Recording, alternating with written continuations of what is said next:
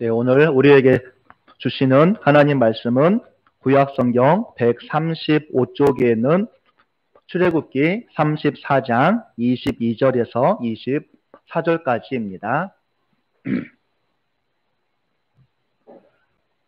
구약성경 135쪽에 있는 출애굽기 34장 22절에서 24절까지입니다.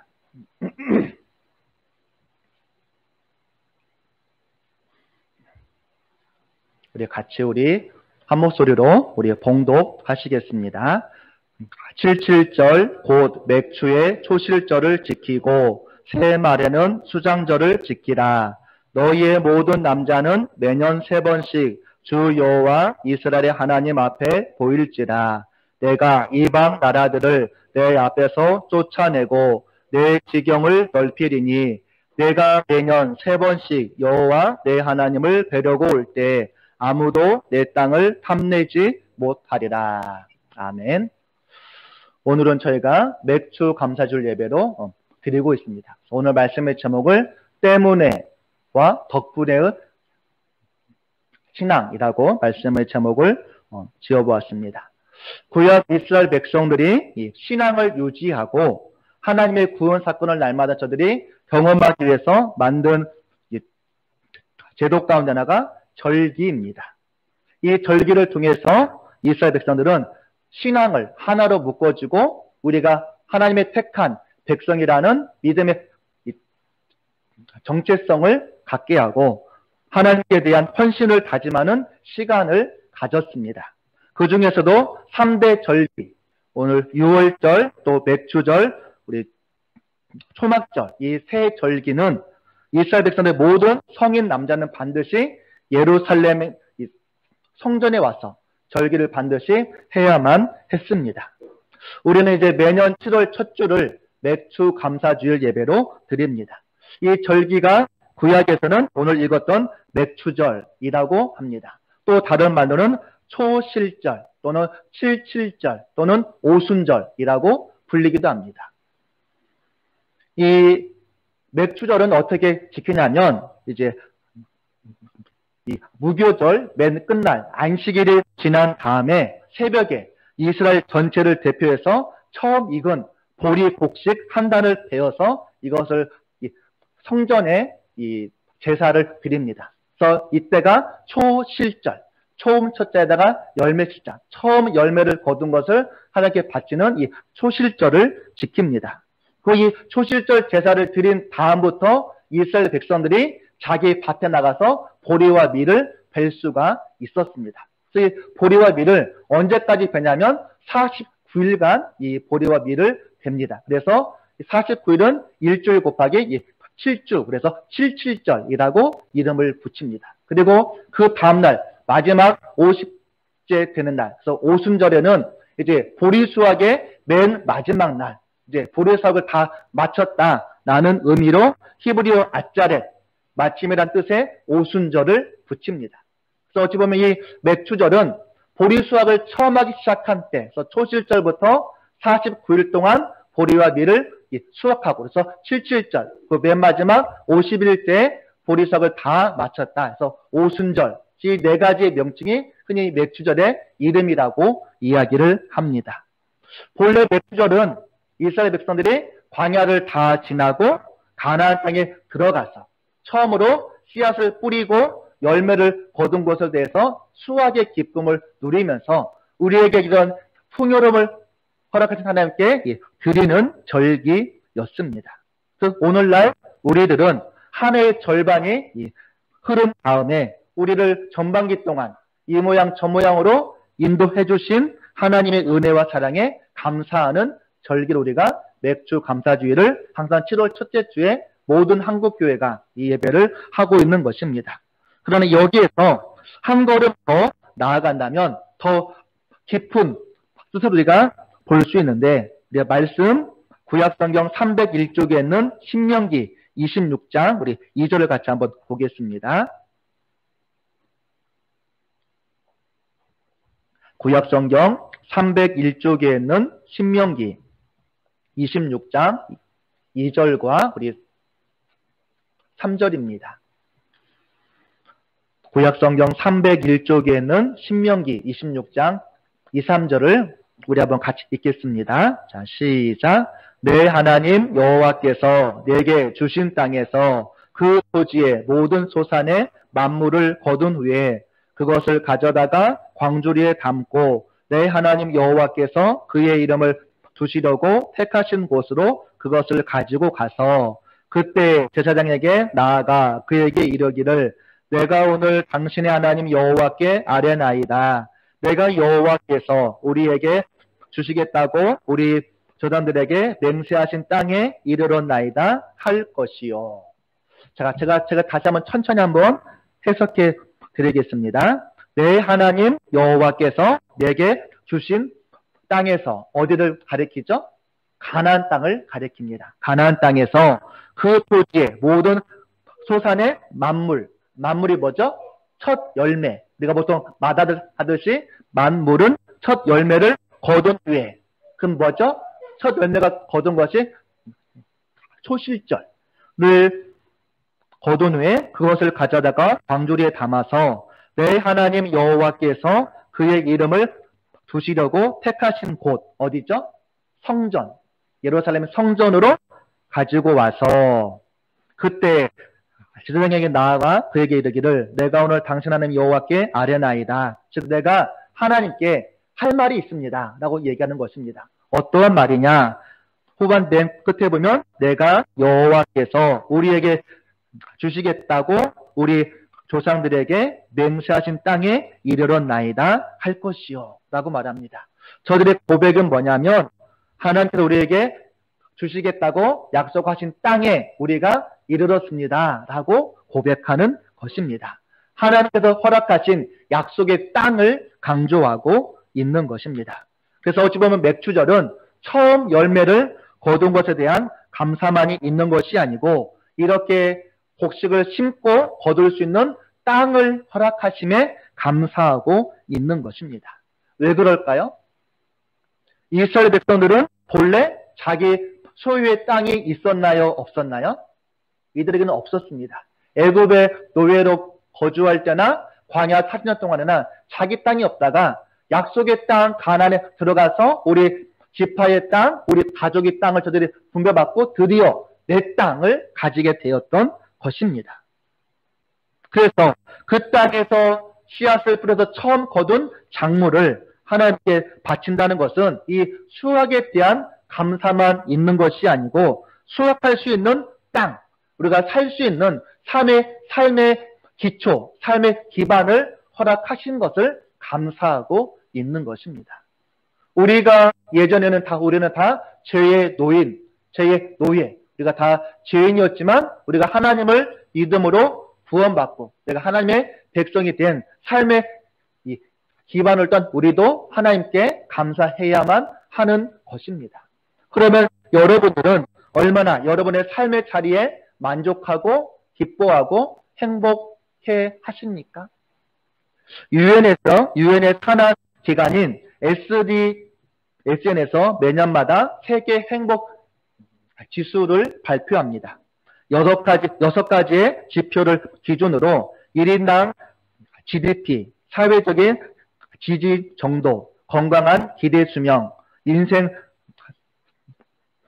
선택의 자유, 기부, 사회적인 부패 정도 이 6가지를 바탕으로 해서 행복 지수를 발표하는데 올해 대한민국 행복 지수는 153개 가운데 61위를 차지했습니다. 핀란드가 3년 연속 1위를 차지하고 있습니다. 세계 경제 대국 10위를 말하는 우리가 세계 행복 지수는 61위. 어떤가요? 높나요? 낮나요? 네. 하지만 OECD 경제 대국 가운데는 그 가운데 행복 지수는 최하위를 차지하고 있고 이 자살률 1위는 늘 세계 1위를 차지하고 있습니다. 우리가 이 지표를 보면서 우리가 한 번 더 생각해 보아야 할 것은 행복 지수가 높은 나라 국민이라고 정말로 저들이 행복한 삶을 느끼며 살고 있을까입니다. 세계에서 가장 행복하다고 느끼는 이 사람들이 많은 나라가 흔히 부탄이라고 얘기합니다. 부탄의 사람들은 90% 이상이 나는 행복하다라고 얘기를 한다고 합니다. 그들의 행복 지수는 2019년에는 95위였고 올해는 제가 쭉 보니까 아예 나라 이름이 없더라고요. 그러면 행복은 꼭 삶의 조건이나 환경에서만 우리가 의뢰한다고 얘기하기보다는 어찌 보면 우리의 생각이나 우리의 마음이 더 큰 영향을 미치지 않나라고 생각해 볼 수도 있는 것입니다. 공자가 자기 조카인 공멸에게 내가 공직에 나가서 공직 활동을 하다 보니 얻은 것이 무엇이고 잃은 것이 무엇이냐고 물어보았습니다. 그러자 이 공멸이 말하기를 얻은 것은 하나도 없고 잃은 것만 3가지가 있다라고 이야기를 하였습니다. 첫째는 일이 많아서 공부를 못하고, 둘째는 월급이 되고 일가 친척을 내가 돌볼 수가 없고, 세 번째는 공무가 많아서 친구들과의 관계가 멀어졌다라고 이야기를 하였습니다. 그래서 공자가 똑같은 공직에 있는 이 복자천에게 똑같은 질문을 하였습니다. 그러자 이 복자천이 저는 잃은 것은 없고 얻은 것만 3가지 있다라고 이야기를 하였습니다. 첫째는 그동안 내가 배웠던 학문들을 날마다 이 행동으로 옮김을 통해서 학문이 더 넓어졌고, 두 번째는 월급은 적지만 일을 아껴서 일가 친척들을 도와주니 더 그들과 가까워졌고, 이 세 번째는 늘 바쁘지만 이 틈을 내어서 오랜 벗을 만나니 이 또한 기쁘지 않습니까? 라고 이야기를 하는 것입니다. 똑같은 공직에 앉아있지만 한 사람은 잃은 것만 바라보고 한 사람은 얻은 것만 바라보고 있는 것입니다. 이 둘 중에 누가 기쁘고 행복하게 일을 하고 있었을까요? 우리도 똑같은 일을 하고 하루 2시간, 24시간 하루의 삶을 내가 살지만 어떤 사람은 불평 속에 살고 있고 어떤 사람은 행복 속에 삶을 살고 있습니다. 그 차이가 무엇일까요? 내가 불행 속에 사는 사람은 잃은 것만 바라보고 없는 것만 바라보기에 감사와 기쁨을 잃어버리고 행복하지 않다라고 얘기할 수 있는 것입니다. 반면에 행복 속에 거하는 사람은 내가 얻는 것을 바라보고 나에게 있는 것을 바라보고 내가 지금 이 혜택을 누리고 있는 혜택들을 바라보기에 감사할 수 있고 기뻐할 수 있고 행복할 수 있는 것입니다. 올해 여러분의 전반기는 어떠했습니까? 내가 2020년 1월 1일을 시작해서 이제 올해 반절이 지나고 7월 첫 주를 맞이했습니다. 인류 역사를 흔히 BC와 AD로 나눈다면 지금은 BC와 AC로 나눈다고 얘기합니다. Before 코로나, After 코로나. 이제는 코로나가 세계 역사의 한 획을 그으며 세계 역사를 바꾸고 있다라고 이야기를 하고 있습니다. 바티칸 광장에 아무도 없이 교황이 미사를 드리기 시작하였고 라스베가스의 카지노가 개설한 이후 처음으로 영업을 중단하게 되었습니다. 파리의 에펠탑이나 뉴욕 맨하탄의 브로드웨이나 42번가의 탐스퀘어가 영업을 중단하거나 축소에 사기 시작하였고 세계적인 관광 명소들이 폐쇄되거나 통제를 하고 있습니다. 국제 간의 항공선도 폐쇄되거나 단축되고 모든 사람의 로망이었던 크루즈는 정박할 항구를 찾지 못해서 해상에 떠돌고 있고 또 도쿄 올림픽이 연기되고 미국의 메이저리그가 열리지 못하고 또 학생들은 온라인으로 수업하는 어찌 보면 모든 것이 다 비정상화되고 있는 상황이 우리들에게 이루어지고 있습니다. 더 심각한 것은 세계 확진자가 1,050만 명을 넘어가고 있고 사망자가 50만 명을 넘어가고 있습니다. 그런데 문제는 무엇일까요? 아직도 진행 중, 끝이 언제일지 아무도 예측할 수 없다라는 것입니다. 이제는 감염병의 권위자들, 과학자들은 인류가 코로나19의 모습으로 다시 되돌아갈 수는 없다라고 말합니다. 한국에서도 중앙방역대책본부장이었던 권준욱 박사가 4월 13일 날 이를 브리핑을 할 때 이제는 코로나19가 발생하기 이전에 이 땅은 다시 오지 않는다. 이제는 완전히 다른 세상을 우리가 살아갈 것이다 라고 논평을 하였습니다. 그러나 모든 일에는 다 양면성이 있는 것입니다. 이런 것이 있으면 얻는 것도 있고 우리가 좋은 것도 있으면 안 좋은 것도 있는 것입니다. 그렇게 우리가 어떻게 바라보고 해석하는가에 따라서 우리의 삶은 완전히 달라질 수 있는 것입니다. 코로나19 때문에 많은 것을 잃었고 힘들고 어렵다라고 말합니다. 반면에 일부 사람들은 코로나19 때문에 공장들이 문을 닫았지만 코로나19 덕분에 자연환경과 공기는 맑아졌다라고 얘기합니다.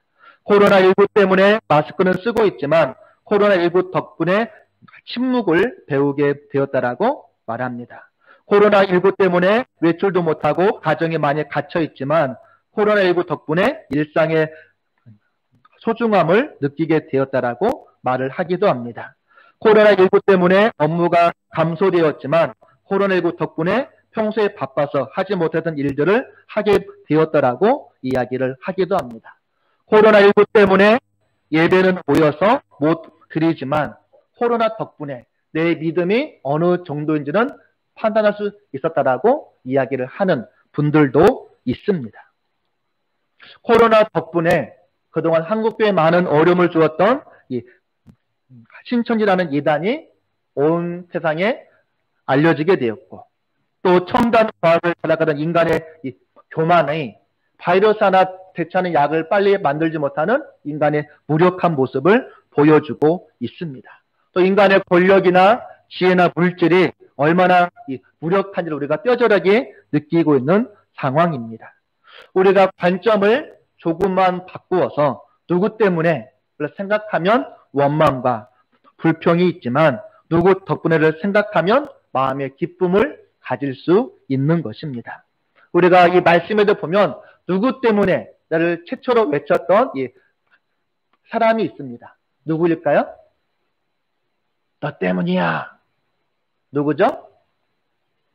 최초로 지음받은 아담과 하와입니다.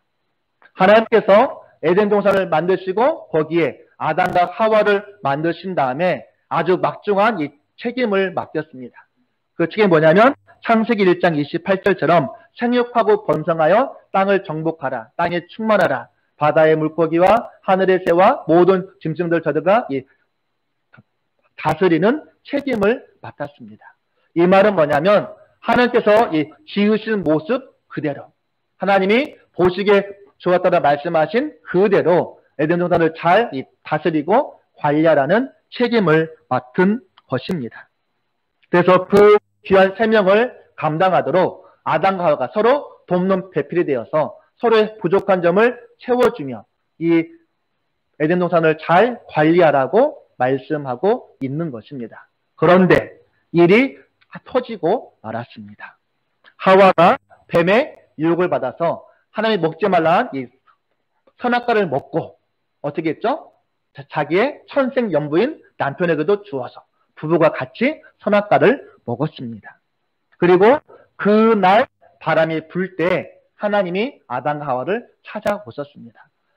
이 선악과를 따먹은 그때 바로 오신 것이 아니고 이 서늘할 때 이 말은 저녁 오후 늦게나 저녁이 다 되었을 때 하나님이 찾아왔다라는 이야기입니다. 즉 이 말씀은 이 죄책감에 휩싸여 있는 아담과 하와에게 자신을 충분히 되돌아볼 수 있는 시간을 허락했다는 것을 보여주고 있는 것입니다.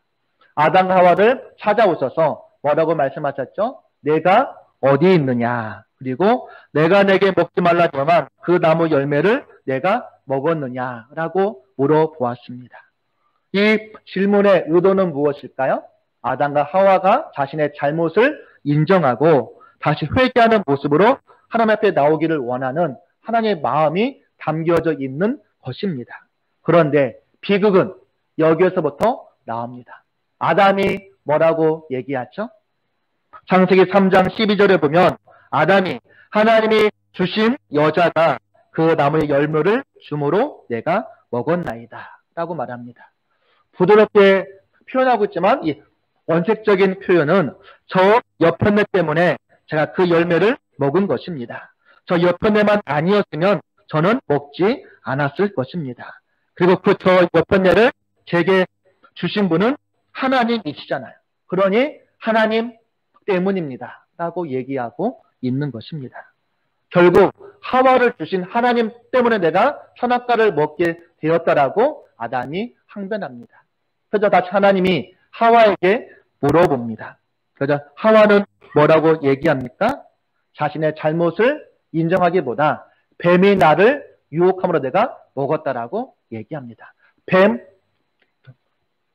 때문이라고 이 책임을 돌리고 있는 것입니다. 아담과 하와는 자신의 잘못보다 하와 때문에, 뱀 때문에, 결국은 하나님 때문이라고 남의 탓으로 이 잘못을 돌리고 있는 것입니다. 자, 그러나 예수님의 모습은 어땠을까요? 예수님이 부활하신 후 이 디베랴 바닷가에서 자기를 분했던 베드로를 찾아가셔서 뭐라고 하셨나요? 너 그때 왜 그랬어? 라고 베드로를 책망하고 원망하지 않으셨습니다. 자신을 파는 이 가룟 유다에게도 가룟 유다가 자신을 팔 것을 다 아셨습니다. 내가 고난의 십자가를 지고 죽는 것은 다 너 때문이라고 가룟 유다를 원망하지 않으셨습니다. 마가의 다락방에서 가룟 유다가 자기를 팔 줄 알면서도 그의 발을 깨끗이 씻어 주셨던 분이 바로 예수님이신 것입니다. 우리가 그 예수님을 내 인생의 구주로 우리가 영접한다면 우리도 예수님의 마음을 본받아서 너 때문이야, 다 내 탓이라고 이야기를 하기보다 당신 덕분입니다 라고 우리가 얘기할 줄 알아야 하는 것입니다. 우리는 예수님께서 십자가에서 죽으신 덕분에 우리의 다 죄 문제가 해결되어지고 구원받는 하나님의 백성이 우리가 될 수 있었던 것입니다. 같은 조건, 같은 환경에서도 때문에 라고 말을 쓰느냐, 덕분에 라는 말을 쓰느냐에 따라서 우리의 삶은 완전히 달라질 수 있는 것입니다. 일본 경영의 신이다 불리는 이 파나소닉을 창설했던 이 마츠시다 고노스케가 내가 이렇게 성공할 수 있었던 원인은 하나님이 나에게 주신 고난 3가지 덕분이라고 이야기를 하였습니다.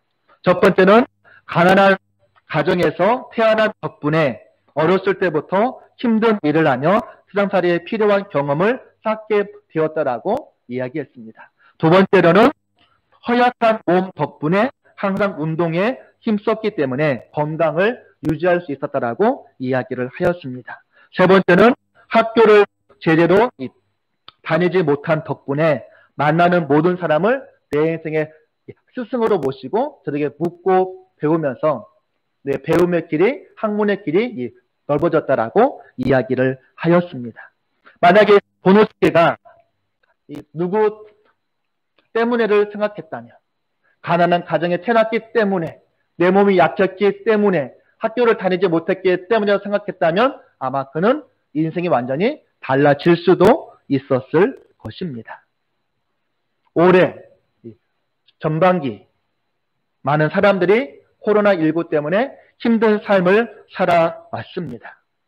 그러나 코로나 때문에 이런 것만을 생각하며 불평 가운데 거하는 사람이 있는가 하면 코로나 덕분에 얻게 된 것을 생각하며 감사하는 분들도 있습니다. 코로나19는 아직 진행 중이고 그 끝이 보이지 않습니다. 이제는 코로나19 이후가 아니라 WC, 위드 코리아, 코로나와 더불어 살아가는 미래가 열릴 것이라고 얘기합니다. 올해 전반기를 어떻게 마무리하고 후반기를 시작하기를 원하십니까? 이 전반기에 대한 원망과 불평으로 후반기를 시작할 것인가? 아니면 후반기를 감사함으로 시작할 것인가?